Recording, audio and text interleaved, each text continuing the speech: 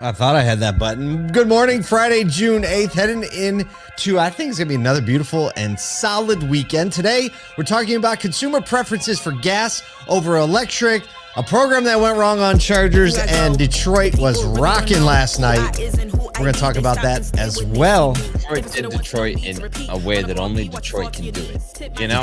Detroit did Detroit in a way only Detroit can do Detroit. That's right. That's pretty much how we're talking about. Yeah, I can't wait. We'll say that one to the end. And you just said that, and everybody knows exactly what you mean. That's what's so key about it. I think it's funny. I think you could probably use that in just about every city. Like you could easily say Nashville did Nashville in a way only Nashville can do Nashville. Yeah.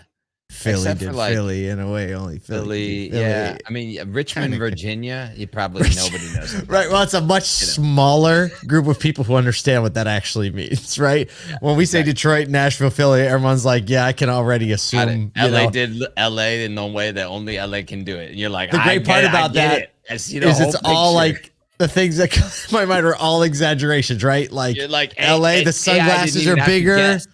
Like no, the jeans are skinnier. In Nashville, well, they're not skinny anymore. The jeans in Nashville are not skinny. They've moved on. They're baggy now.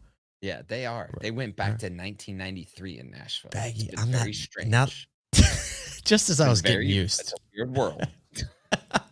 Oh man, we're hoping you're having a great day. We're definitely having a great time. We had a super great time releasing all the ASOTU CON sessions yesterday. Are they all out? All the ASOTU CON sessions?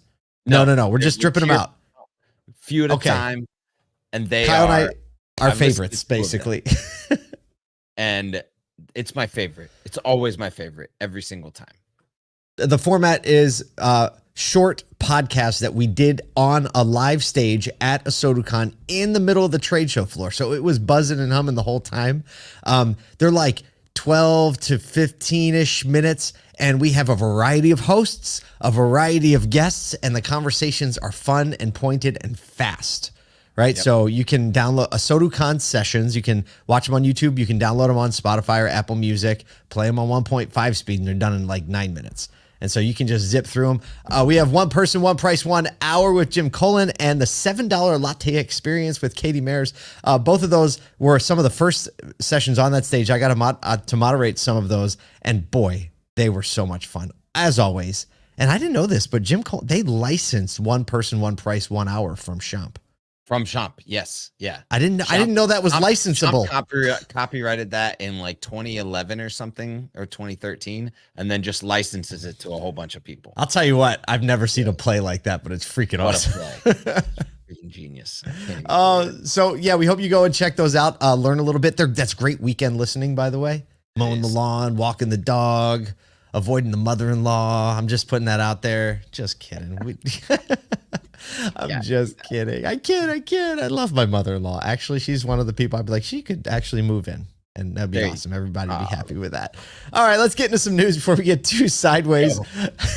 A recent KPMG study reveals that Americans still favor gas vehicles over hybrids or EVs, even when prices and features are the same. Only 20% of respondents would say that they would choose an EV over a gas or a hybrid vehicle. 60% of U.S. consumers want EV charging times of 20 minutes or less, while 41% of auto executives think longer times are acceptable. So there's a bit of a gap between what people say they're willing to tolerate and what execs say they should be able to tolerate. Consumers prioritizing safety, Wi-Fi, and charging locators over self-driving features. Another thing, like I don't want it to drive itself. I just want Wi-Fi. I want to be safe. I want to be able to charge this thing. The preference for gas vehicle, obviously hanging on persisting due to the global push, despite the global push for EV adoption, causing all the automakers like Ford, GM, Mercedes to rethink their strategies.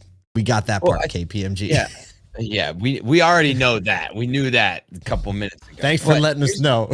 Here's what I think is really interesting about this. Early on, I mean, even 3-4 years ago, not that early ago, you had basically a situation where if you wanted this extremely new tech, right?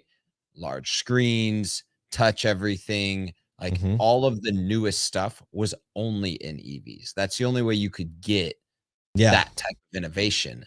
But now that's being brought back into every vehicle line. So easy.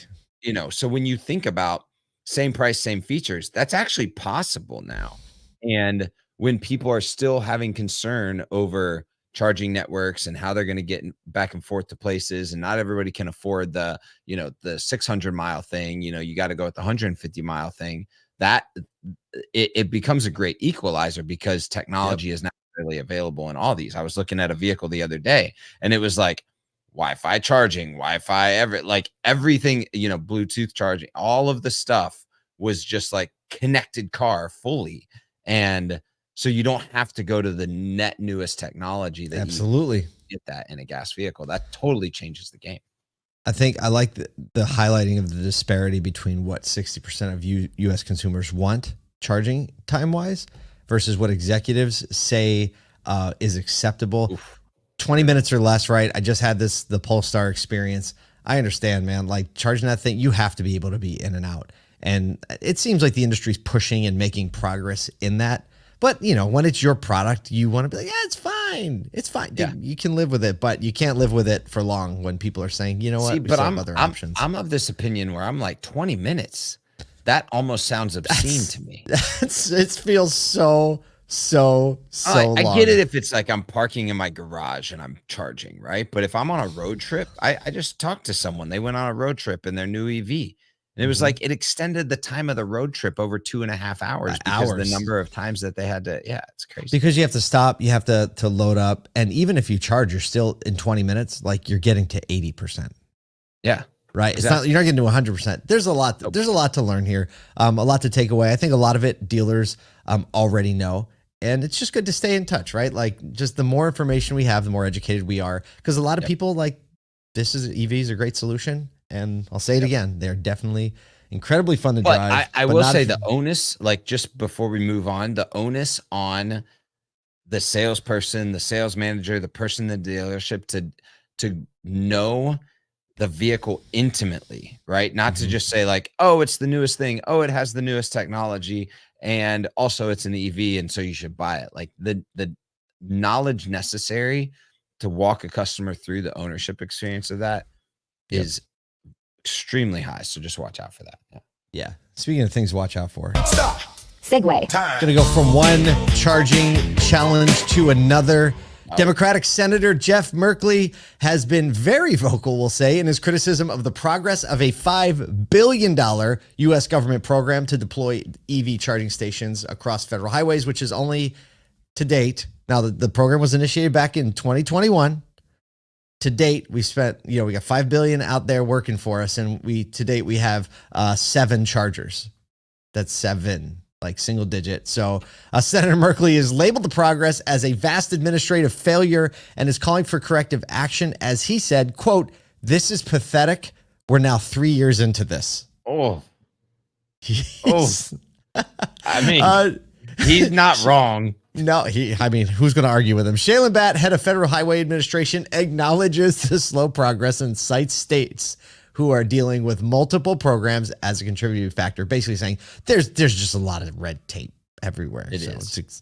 Merkley also criticized existing rules that prevent EV charging stations at rest stops. So apparently there's some federal rules that that they're in place, and that's part of the red tape. Like, we're not technically, legally, zoning wise allowed to have them exactly where we need to put them. Energy Secretary Jennifer Granholm expects 1,000 stations to be operational by year end. So that's pretty ambitious. We got 7 since 2021. We're going to get another 993 in 6 months. Basically, still aiming. They say our goal is still 500,000 chargers nationwide, and there are currently about 183,000 chargers nationwide. So you can do the math. I don't know which year this is supposed to be done by. 2035 probably. That's my guess. Then maybe 2030. I don't know. I'm looking up real quick. How many gas stations are there in the U.S.? There's 196,000 gas stations in the U.S. But when you think about that, let's just say there's 8 pumps at each, right? Unless it's a Buc-ee's. You're now, average it. We'll call it the average. We'll call it it feels good. It feels good. You got a lot of 1s and 2s out there in the country. Yeah, so you still have to get this thing like 3x the goal of 500,000 just to service the number of drivers in the U.S. if you want that level of full adoption. Well, but there's also no gas pumps at homes. So I get it. no, I mean, 500,000 makes a big dent. It does. Makes a big dent. It does. But we're a long way from that.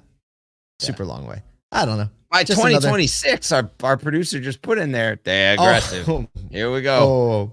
They're like, we're gonna do another 100,000 after 7 this year, and then or 1,000 from 7 this year, and then next year we're gonna go full. Wow, 200,000 all in. Man, Yeah, 2026. I'm getting an installation. Have you noticed? Did you? I don't know if you noticed this. Maybe this is a coincidence, but 2026 happens to be after an election. Oh, how'd they do that? Okay, how'd they do that? How'd that one slip through? I know. Speaking of how they do that, How'd they do that? move on. Slippery slope there. We talked about this earlier this week, and it was really exciting. If you haven't seen the photos, you're going to have to. But Michigan Central Station 6-year makeover that was done by Ford concluded last night with an all-Detroit concert produced by Eminem, drawing thousands to this historic venue. As we mentioned earlier this week, the concert included performances from Jack White, Diana Ross, Big Sean, and a few other Detroit stars. And Eminem surprised the audience. Yeah. He actually performed with the Detroit Symphony Orchestra, followed by collaborations with, Jelly Roll and Trick Trick. Your favorite. Eminem ended the whole show with Not Afraid as he expressed his love for Detroit. The project was a $950 million project, and we'll be hosting a whole bunch of Ford employees and some public spaces for working and just general public stuff. So great really way to cool end. Great way to see, end. Heck yeah. Man. You gotta, if you click the link in the show, you can see some of the photos out front of the station and all of the bands and everything happening last night. But epic way, like kudos to Ford for dropping a serious brand play on Detroit. Yeah. Love it. You can actually, I think, watch it this weekend. They're gonna play it on like NBC as like a special, so you'll be able to see it if you want. I love the brand play, like you said. I found this out. They're actually starting today. They're offering tours of the facility all summer long. So Cool. It's another great opportunity to just get out there, be in the community, build some good brand equity, and do some fun. Yeah, they're just doing it right. They're just doing it right. Maybe we'll get out there. Ourselves in Detroit. We got to find ourselves up there. I can't believe we haven't. Yeah. We absolutely have to do it. So I don't know. Great way to end the weekend or end the week on a Friday of programming. Talk about those things. Look, you have a beautiful weekend ahead of you. Sell some cars if you're not working. Relax, recharge so you can hit the ground and work Monday. Check out ASOTU CON Sessions.